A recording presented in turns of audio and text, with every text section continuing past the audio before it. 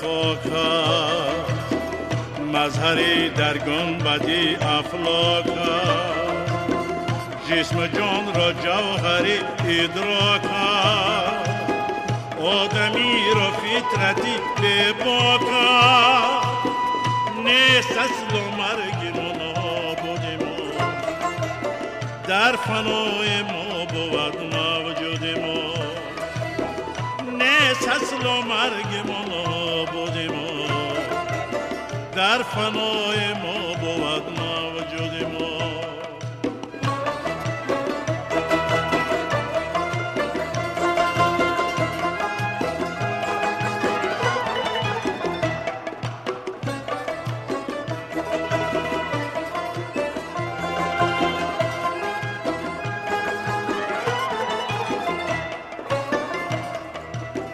تا دم امیدش باشد قبول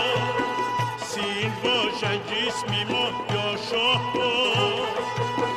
یا سبای مال بود یا بند بود یا پر بلبل بود یا برگ گل ما برندگی نفت جلو میکنیم جاودان خود را مجلا میکنیم ما برندگی نفت جلو میکنیم جاودان خود را مجلا میکنیم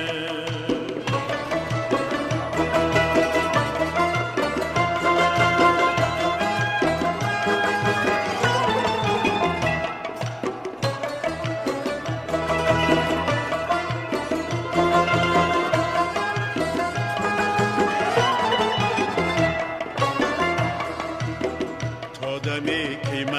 مرگ این زندگی به بقای زاده پایندگی گردار نبض از کاهیدگی وسعتی اجداد از همبستگی ذره ما پای بستی بودیم شعله ما سرپرستی دودیم ذره ما پای بستی بودیم شعله ما سرپرستی دودیم